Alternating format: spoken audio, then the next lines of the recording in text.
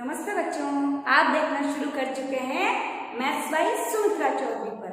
और आज हम पढ़ने जा रहे हैं कक्षा 9वीं, हमारी गणित चल रही है अध्याय 1 संख्या पद्धति, जिसको अंग्रेजी में कहा जाता है नंबर सिस्टम। पिछले वीडियो में हमने प्रश्नावली 1.1 हल की थी और आज हम पढ़ने जा रहे हैं प्रश्नावली 1.2। प्रश्न संख्या 1 जो इस प्रकार है, नीचे दिए गए कथन सत्य है या असत्य, कारण के साथ अपने उत्तर दीजिए। तो यहाँ पर हमें बताना है कि दिया गया कथन सत्य है तो क्यों है, असत्य है तो क्यों है, कारण के साथ उत्तर देना है। तो यहाँ पर पहला भाग है प्रत्येक अपरिमेय संख्या एक वास्तविक संख्या होती है। तो सबसे पहले हमें देखना है कि वास्तविक संख्याएं क्या होती है। तो वास्तविक संख्याएं हमारी दो प्रकार की होती है। कौन कौन सी? एक होती है परिमेय और एक होती है अपरिमेय।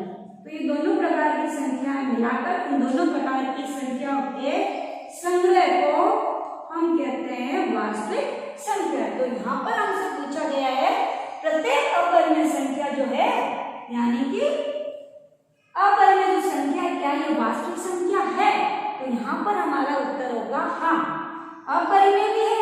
अगर यहाँ पर अपरिमेय की जगह प्रत्येक परिमेय संख्या भी लिखा होता तो भी हमारा कथन सत्य होता। तो प्रत्येक अपरिमेय संख्या कैसी है? वास्तविक संख्या। तो हमारा कथन सत्य है। और कारण हम क्या देंगे? हम कारण लिखेंगे सत्य है क्योंकि वास्तविक संख्याओं के संग्रह में वास्तविक संख्याओं के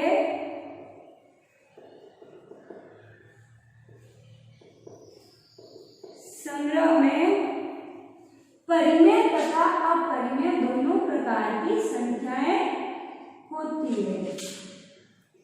परिमेय तथा अपरिमेय दोनों प्रकार की संख्याएं होती है।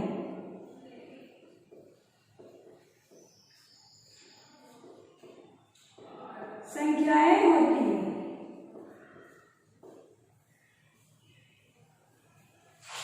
अब हम बढ़ते हैं इसके दूसरे भाग की तरफ जो इस प्रकार है। तो यहाँ पे जो इसका दूसरा भाग है वो क्या है?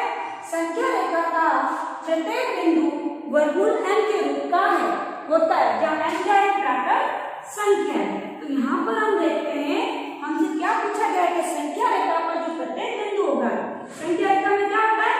संख्या रेखा पर सभी पूर्णांक स्थित होते हैं। एक तरफ ऋणात्मक, बाईं तरफ ऋणात्मक पूर्णांक होते हैं और दाईं तरफ होते हैं हमारे धनात्मक पूर्णांक। तो यहाँ पर पूछा गया है कि संख्या रेखा का जो प्रत्येक बिंदु, हर एक जो बिंदु है वो वर्गमूल n के रूप का होता है। मान लीजिए वर्गमूल 1 तो 1, वर्गमूल 2 इस प्रकार से, वर्गमूल 4 2। तो ये कह रहे हैं कि यहाँ पर जो प्रत्येक बिंदु वर्गमूल के रूप का होता है, तो ये कथन असत्य है।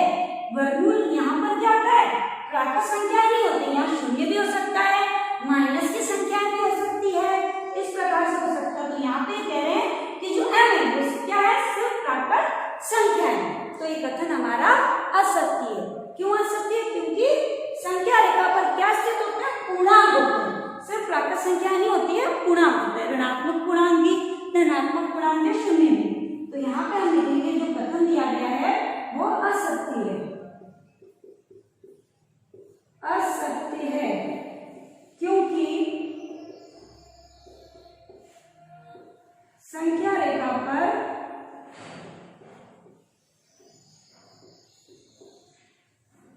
पूर्णांक स्थित होते हैं।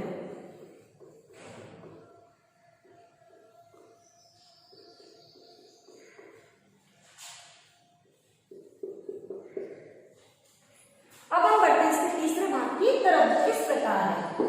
तो तीसरे भाग में है प्रत्येक वास्तविक संख्या एक अपरिमेय संख्या होती है। तो वास्तविक संख्या हमने पहले भाग में की कि दो प्रकार की होती है,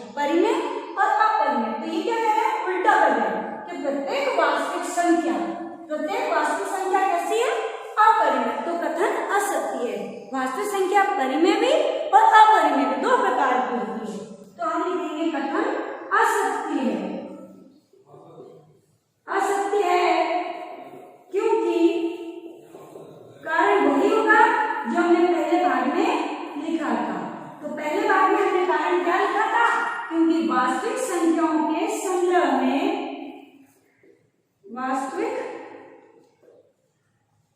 संख्याओं के संग्रह में परिमेय तथा अपरिमेय दोनों प्रकार की संख्याएं होती है। परिमेय तथा अपरिमेय दोनों प्रकार की संख्याएं होती है।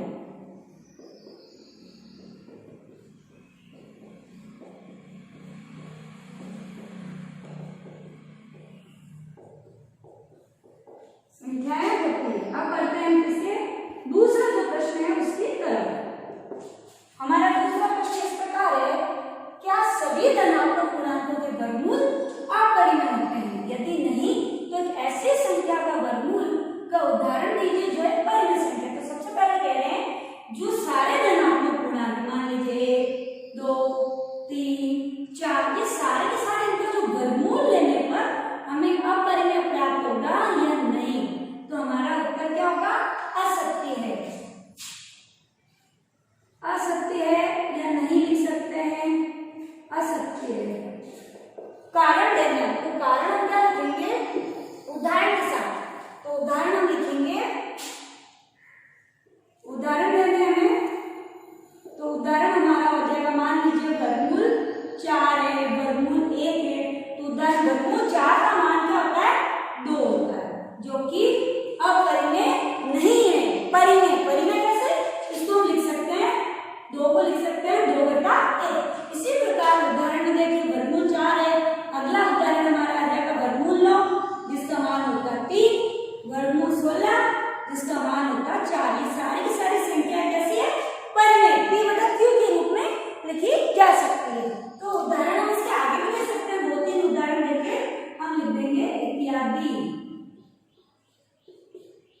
अब हम बढ़ते हैं प्रश्न संख्या 3 की तरफ। इस प्रकार दिखाइए कि संख्या रेखा पर वर्गमूल 5 को किस प्रकार निरूपित किया जा सकता है। यानी कि संख्या रेखा पर हमें दर्शाना है कि वर्गमूल 5 कहाँ होगा। तो सबसे पहले इस प्रश्न को हल करने के लिए आपके पास स्केल, प्रकार और छंदे की आवश्यकता होगी।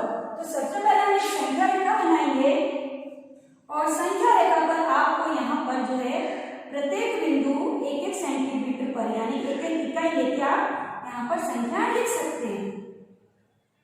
इस प्रकार से मैं यहाँ 4 सेंटीमीटर ले रही हूँ, आप जो है 1 सेंटीमीटर लेके यहाँ पर जो है अंक लिखेंगे।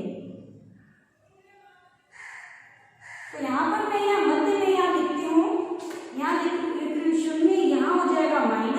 इस प्रकार ऋणात्मक दिशा में भी संख्याएं होगी हमारी, और यहाँ पर धनात्मक दिशा में संख्या होगी। ये -1 है, ये हमारा 1 है, ये हमारा 2, ये 3। इस प्रकार से आप 1-1 इकाई, यानी कि स्केल का 1-1 सेंटीमीटर जो है स्केल को इस प्रकार रखेंगे और 1-1 सेंटीमीटर पर हम यहाँ निशान लगाएंगे और यहाँ गिनती लिखेंगे। इस प्रकार से यहाँ पर हमें क्या करना? वर्गमूल 5 को दर्शाना। इसके लिए हमें आवश्यकता होगी पाइथागोरस प्रमेय की। जो पाइथागोरस जो प्रमेय है किस पर लागू होती है? किस प्रकार के त्रिभुज पर? तो हमारा त्रिभुज होता है समकोण त्रिभुज। तो समकोण त्रिभुज के अंदर जो सबसे लंबी भुजा होती है, इस प्रकार से मान लीजिए त्रिभुज हमारा ABC है, तो सबसे लंबी भुजा को AC को हम क्या कहते हैं? कर्ण। और जिस पर त्रिभुज टिका हुआ होता है वो हमारा होता है आधार, और ये दूरी कहलाती है लंब। तो यहाँ पर हमें क्या करना है? वर्गमूल 5 को दर्शाना है। इसके लिए जो AC होगा उसको मैं ले रही हूँ वर्गमूल 5। अब हम देखते हैं किस प्रकार से हम 5 को लिखेंगे। 5 को हमें इस प्रकार से लिखना है। तो हमारा जो कर्ण होता है, पाइथागोरस प्रमेय क्या होती है? पाइथागोरस प्रमेय होती है कर्ण का वर्ग बराबर आधार का वर्ग प्लस लंब का वर्ग। तो यहाँ पे इस प्रकार के प्रश्नों में जब कोई भी वर्गमूल की संख्या में संख्या रेखा पर दर्शानी है तो हमें क्या करना है? जो लंब का मान है हमेशा 1 लेना है। तो यहाँ पर हम क्या करेंगे? 5 को किस प्रकार से हम देखो 5 को विभाजन कर सकते हैं। 5 को हम लिख सकते हैं 4 + 1।